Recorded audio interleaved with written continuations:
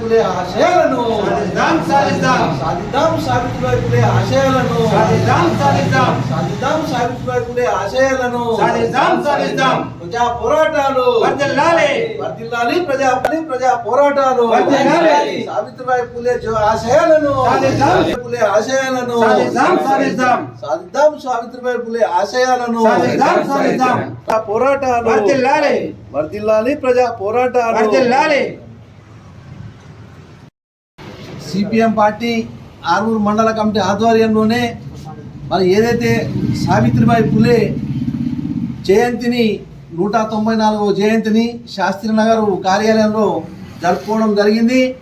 మరి అట్లాగే వారి ఫోటోకు పూలమాలలు వేసి ఘనంగా నివాళులు అర్పించినాము. ఏదైతే సావిత్రిబాయి పులే గారు ఉన్నారో 1831 జనవరి 3వ తారీఖున మరి మహారాష్ట్ర రాష్ట్రం సతారా జిల్లాలో మరి నాయగాం గ్రామంలో లక్ష్మీబాయి గోవిందులకు జన్మించినటువంటి పుత్రిక సావిత్రిబాయి పులే. మరి ఆ రోజు ఆమె 9 సంవత్సరాల వయసులోనే సావిత్రిబాయి పులే గారు మరి జ్యోతిబాయి పులే గారిని వివాహం చేసుకున్నారు.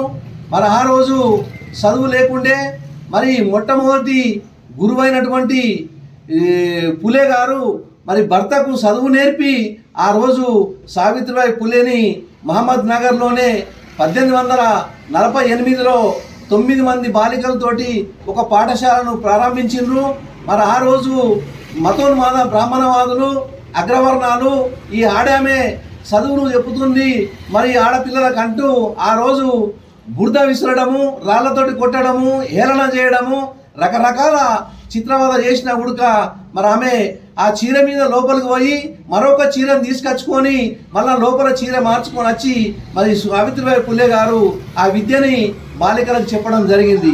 అట్లాగే మరి ఏదైతే సావిత్రిబాయి పులే మరి 1952లో మరి ఆమె మహిళా మండలి సంఘాన్ని ఉడక స్థాపించి మరి మహిళా సాధికారత కోసము మహిళా హక్కుల కొరకు ఆ రోజు ఎనలేని పోరాటము చేసినటువంటి ఘనత సావిత్రిబాయి పులే గారిది.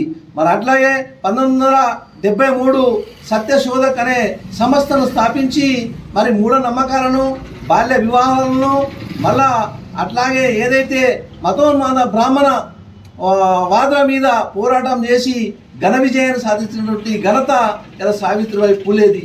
మరి అట్లాగే 1968లో మరి అంటరానితనం మీద మరి సంఘాన్ని స్థాపించి కుల నిర్మాణ పోరాటాన్ని చేయడం కూడా జరిగింది.